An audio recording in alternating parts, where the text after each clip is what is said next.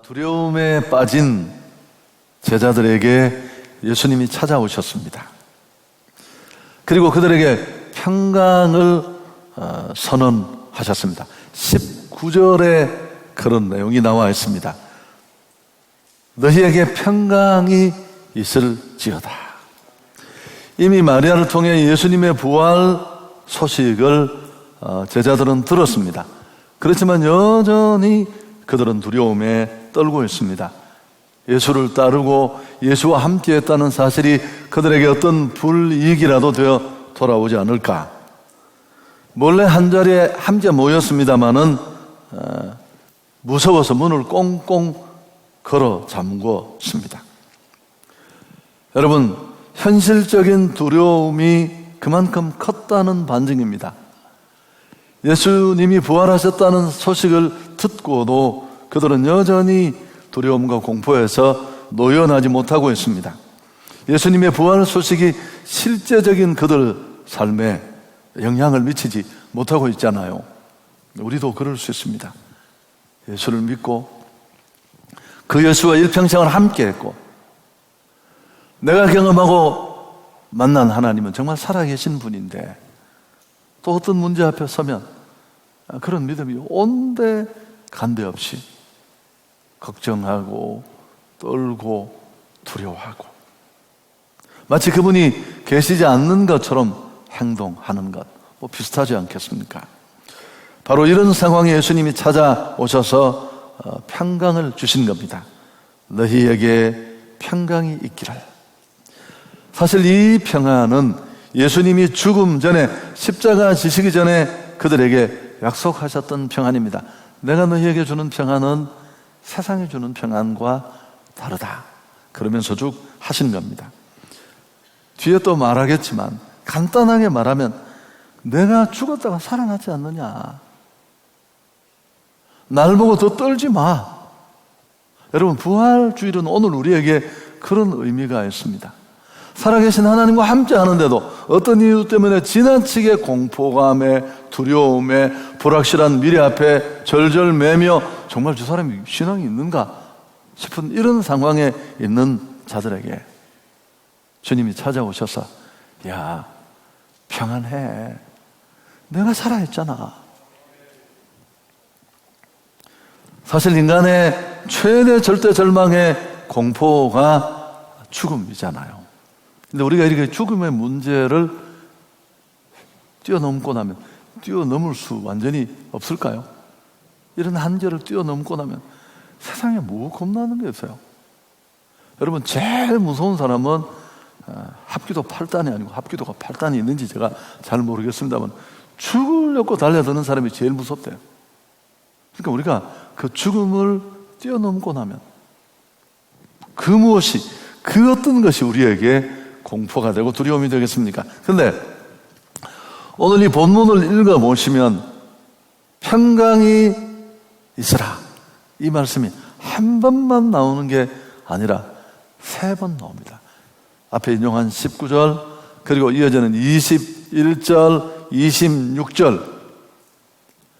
여러분, 어떤 말을 3번이나 선언적으로 반복했다면 그건 결코 우연이 아니겠죠. 요한의 의도, 성령의 의도가 뭘까요? 기독교가 어떤 신앙인인가를 보여주는 핵심 단어예요. 이 평강이라는 것은. 요한은 그 성령의 의도를 오늘 우리에게 보여주려는 겁니다. 이 평강이라는 헬라어로는 에이레네라는 단어인데 고대 이스라엘부터 예수님 때까지 유대인 사이에서 가장 보편적으로 가장 많이 사용되던 인사말이 바로 평강입니다. 에이레네입니다. 사람을 만났을 때, 헤어졌을 때, 이웃을 방문했을 때 다양하게, 원래 샬롬이라고 했는데 이 샬롬이라는 히브리어를 헬라어로 바꾼 단어가 오늘 이 평강으로 번역된 에이레네입니다. 사람을 만날 때마다 인사로 그렇게 예를 표하는 말로 쓰였던 상용된 단어이고 표현입니다만은 그러나 인사말의 수준을 훨씬 뛰어넘습니다. 기독인이 어떤 존재인가를 보여줍니다. 한 걸음 더 나가서 예수님의 구속 사역과 밀접한 연관을 가지고 있는 중요한 의미입니다. 이 평강이라는 말은 세상의 평안과는 다른 예수님만이 줄 수 있는 평안, 지각에 뛰어난다는 말처럼 어떤 상황, 이럴 때는 평안할 수 없어. 그런 거 없습니다. 우리 인생의 다양한 국면, 다양한 상황, 우리가 극복할 수 없는 다양한 어려움들 다 덮을 수 있는 평강입니다. 왜냐하면 죽음이라는 인간 절대 절망을 뛰어넘는 데서 찾아온 것입니다. 이 평안은 예수님의 십자가 사건과 부활 사건으로 말미암아 완성되는 것입니다. 죄 가진 인생은 늘 공포와 불안의 허덕입니다. 그렇게 전전긍긍하다가 가장 무서운 두려움, 죽음과 맞서고 영원한 죽음으로 들어가는 겁니다. 근데 예수님의 사역으로 이 문제가 다 해결이 된 겁니다. 그때 하나님과 관계를 회복하고 죄를 끊어낸 자가 누리는 이 안식이 우리 안에 있는데, 의와 희락과 함께 오늘 예수님이 선언한 이 평강은 하나님 나라의 핵심 요소예요. 여러분, 하나님 나라는 죽어서 가는 나라일 뿐만 아니라 먼저 우리 안에 이 나라가 임해야 할 줄 믿습니다. 이 나라의 핵심이 평강이에요. 평강.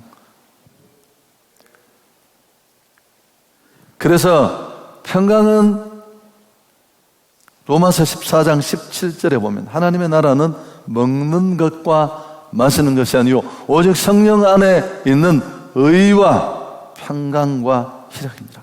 여러분, 이걸 잃어버리면 안 돼요. 그럼 기독인이 아닐 수 있습니다.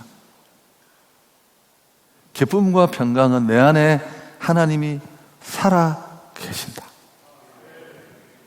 이 얘기도 너무 많이 했죠. 여러분, 고대 성 안에 하나님이 계신데 백성들은 그분을 뵐 일이 평생 잘 없어요. 어쩌다가 운 좋으면 한번 행차하실 때 볼 수 있을까요? 근데 이분이 건강하신지 아닌지를 알 수가 없는데 그 성 위에 꽂혀있는 흔들리는 깃발은 나라님이 평안하시다, 백성들은 안녕해라, 걱정하지 마라, 그런 메시지를 주었대요. 기독인 안에 있는 이 상황과 환경과는 무관한 평안, 그리고 늘 기쁨의 이 깃발은 전혀 그럴 수 없는 상황에 보여주는 이 평안은 우리 안에 정말 하나님이 계신다는 상징이고 확증이기 때문에 그렇습니다. 그런데 두려움에 빠진 제자들을 찾아오셔서 평안이 있으라, 평강이 있으라.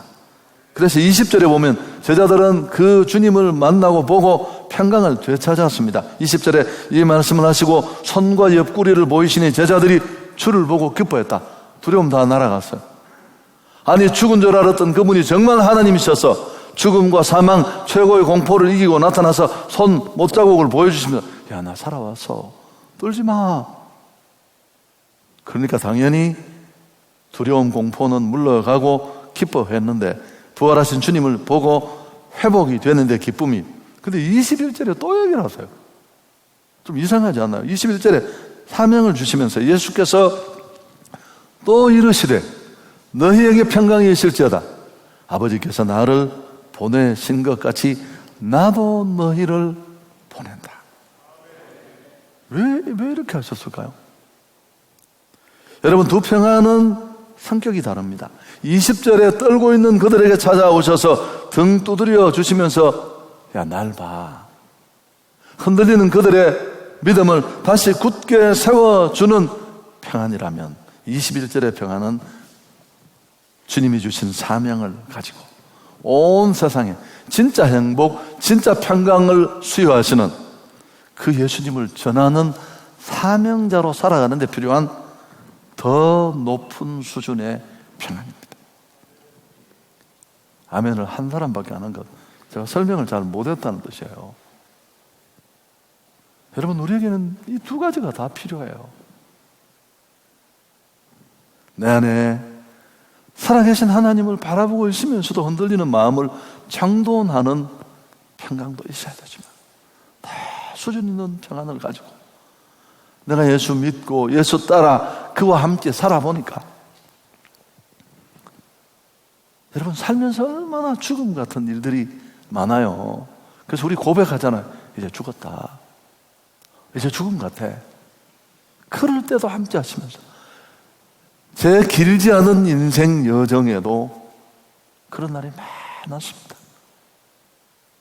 그러나 매번 그 죽음을 뛰어넘게 하시고 간증을 갖게 해주셨는데, 여러분, 우리 안에 이 기쁨이 정말 필요한 줄 믿습니다. 예수께서는 제자들을 향해서 평강을 주셨습니다. 자신이 이 세상에 진정한 평화를 주시기 위해서 십자가에 죽으시고 평안을 없애는 사망 권세를 다 찍어 밟으시고 부활하신 분이심을 보여주시고 확인시켜 준 겁니다. 야, 내가 너희들 떠는 거 그거, 죄 때문에 맨날 두려워하는 거 그거, 별로 안 두려워할 거 앞에 벌벌 뛰는 거 그거 해결하려고 내가 십자가에 죽었는데, 왜 떠니? 내가 살아왔는데. 그러나 여러분, 이 단계를 뛰어넘어 성령으로 말미암아 다시 한번 세상에 모르고 있는 이 평강을 전하는 자로 우리를 세우시기를 기뻐하시는데요, 평강을 유통시키는 유통자의 얼굴이 어때야 되겠어요? 빵실이어야 되죠. 여러분, 내용은 어울리는 그릇에 담는 거예요. 그게 기본 상식이에요. 이 평강을 배달하는 운망꾼이 꾸준히 한 표정으로 다니면 누가 그 평강을 신뢰하겠어요? 여러분, 평강이 없으면 끊임없이 요동합니다. 그래서 우리 안에 계신 하나님을 보여줄 수 없고 똑같은 얘기가 되지만 결국 제가 맨날 강조하는 구원이 끝이 아니라고 했잖아요. 하나님이 우리에게 기대하시는 최종적인 삶은 우리가 선교적 삶, 미셔널 라이프를 회복하는 겁니다. 나를 드러내고 내 일상만이 아니라 사람들이 소망 없는 세상, 소망 없는 현장, 다 무너진 상황에서 너무 초연한 우리를 보면서 뭐야 이게? 저게 어디 믿는 구석이 있는 것 같아. 밭의 감추인 보화 비유에 나오는 그 농부를 한번 떠올려 보시죠. 별 볼 일 없는 밭을, 아니 온 장과 미천 다 들여서 부채까지 내어서 샀는데 사람들은 쟤 왜 저러는지 이해를 못 하는데 본인은 날마다 쾌재를 부르짖습니다.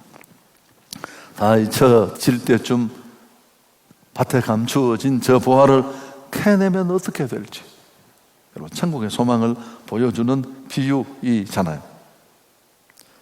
근데 더 놀라운 것은, 여러분, 항상 되는 사람은 더 잘 되고 고기도 먹는 사람이 먹는 것처럼 이렇게 평안을 가지고 그 더 큰 평안으로 또 복음을 유통하면 그때 그렇게 복음을 전하는 자에게 또 주시는 은혜가 있는 줄 믿습니다.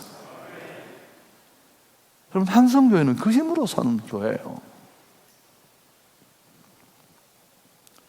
이 기쁨을 누릴 수 있기를 축복합니다. 우리는 이런 단계로 나아가야 합니다.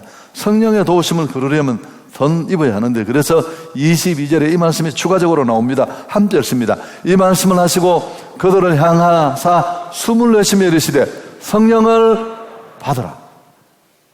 잠깐 흔들리는 거 해결해 주셨지만 여전히 그 평강의 복음을 전하려면 흔들리지 않는 더 탄탄한 행복이 내 안에 요동치지 않는 채로 존재해야 되는데, 그러려면 더 원천에 연결되어 있어야 돼요. 성령의 은혜가 우리를 통해 끊임없이 흘러내려야 할 줄 믿습니다. 그래서 이 말씀을 하신 겁니다. 숨을 내쉬며 이르시되 성령을 받으라. 사도행전 1장 8절에도 꼭 같잖아요. 오직 성령이 너희에게 임하시면 너희가 권능을 받고 예루살렘과 온 유대와 사마리아와 땅끝까지 이르러 내 증인이 되리라 하시리라. 여러분, 오직, 여기 강조할 말이 너무너무 많아요. 다른 거 없습니다. 두 번째, 되리라. 성령의 은혜가 임하면 내 안에 구원의 감격과 기쁨이 극도화되고, 그럼 어쩔 수 없이가 아니라 전할 수밖에 없고요. 또 하나, 내 증인이라고 말했는데요, 여러분, 원문은 내 증인들이에요. 소수의 특정한 사람에게만 제한된 말씀이 아닙니다. 이런 구조가 만들어지면 누구나 맨날 제가 떠드는 얘기이지 않습니까? 여러분, 맛있는 밥 한 그릇 사 먹고 못 참아서, 아니 자기 돈 두고 먹었는데, 10,000원짜리 음식을 10,000원에 먹었는데 진짜 맛있다, 정말 맛있다, 얼마나 맛있는 줄 아냐? 나하고 같이 갈래?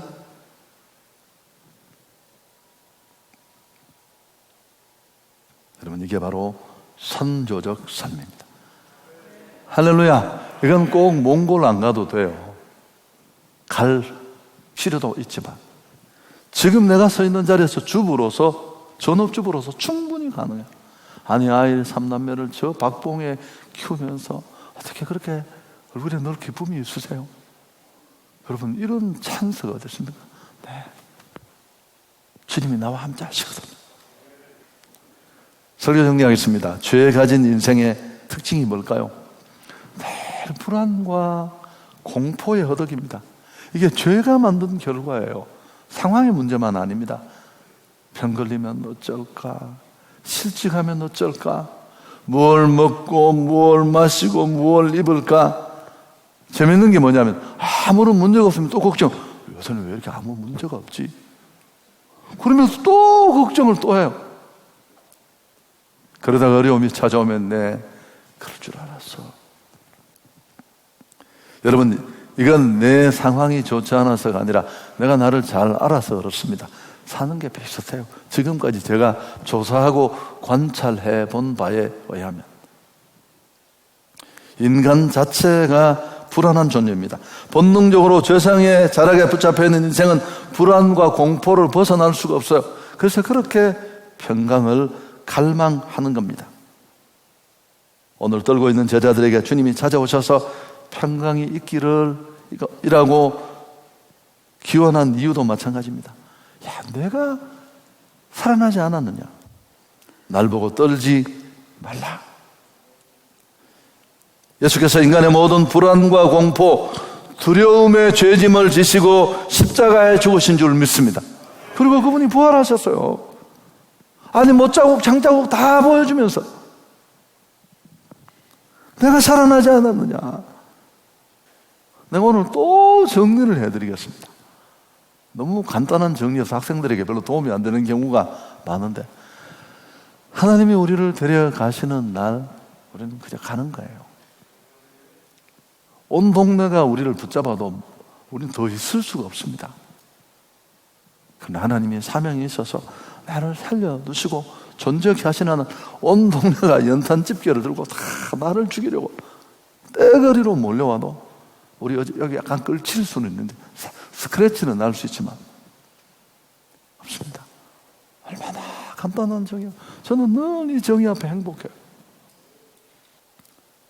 사실 공포나 두려움은 감정이나 상황의 문제처럼 보이지만 아닙니다. 믿음의 문제예요. 참 평안은 언제 어떻게 주어집니까? 살아계신 하나님을 신뢰하는 믿음에서 비롯되니까요.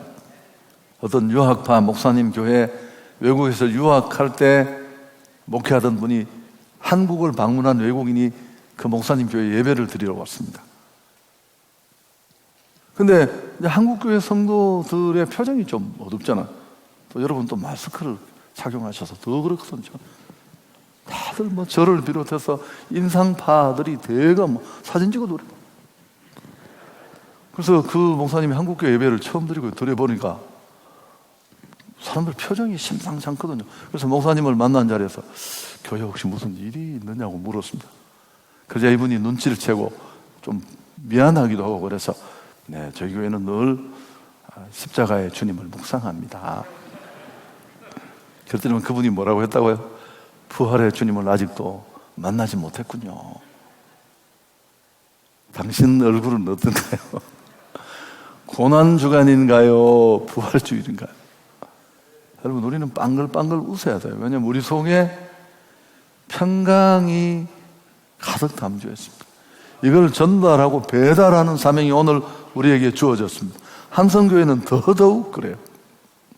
행복을 만든 사람이, 행복한 사람이 행복한 세상을 만든다고 맨날 우리가 떠들었으니까요. 자, 그럼 왜 이게 구호로 끝날까요? 두 가지 이유가 있습니다. 첫째 하나는 좀 슬픈 얘기가 될 수 있는데 하나님을 못 만났을 수 있어요.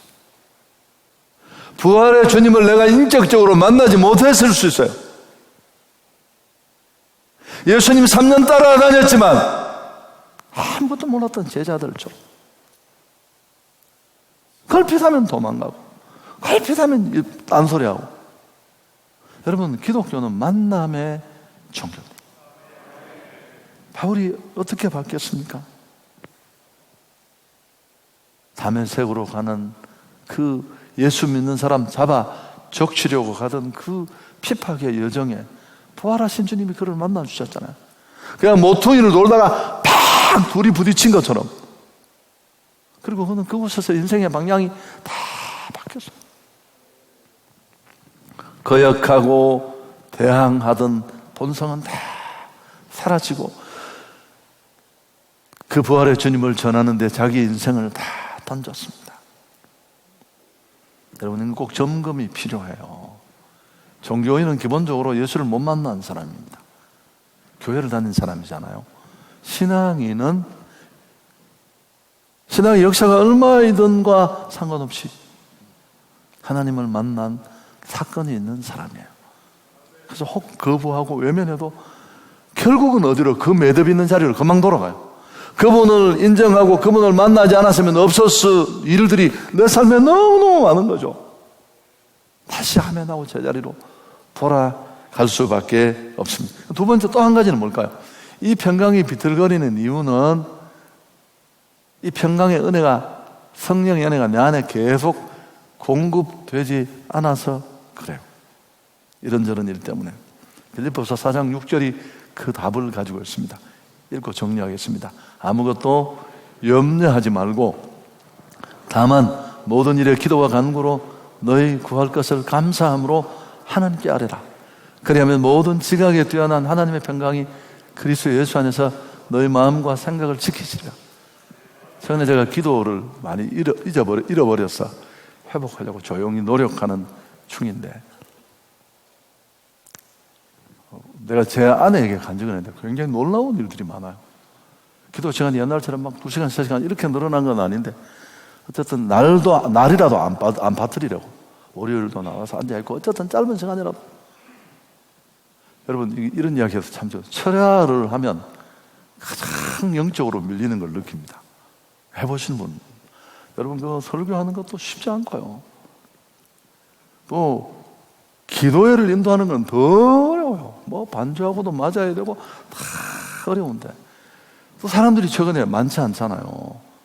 이런 상황 속에서 1시간, 2시간을 끌고 나가는 건 굉장히 어려워. 근데 그 약간 달라진 내 영적 상황 때문에 저는 아무 상관이 없었어요. 한 2주, 3주. 그냥 그 청중이 어떻든 간에 나는 내 템포로 갈 수 있었어요. 내가 좀 우아했어요. 이유는 하나도 없어요.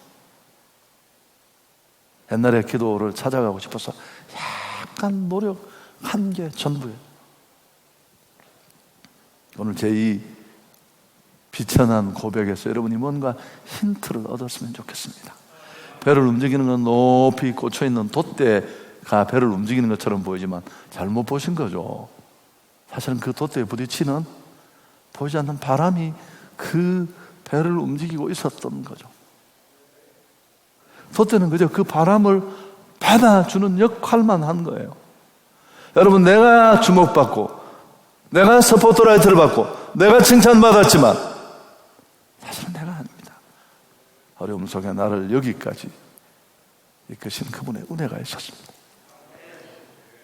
그 은혜를 받아내는 가장 보편적인 방법이 항복을 높이 하는 겁니다. 손 들고 난 약해서 할 수 없습니다. 은혜를 주십시오.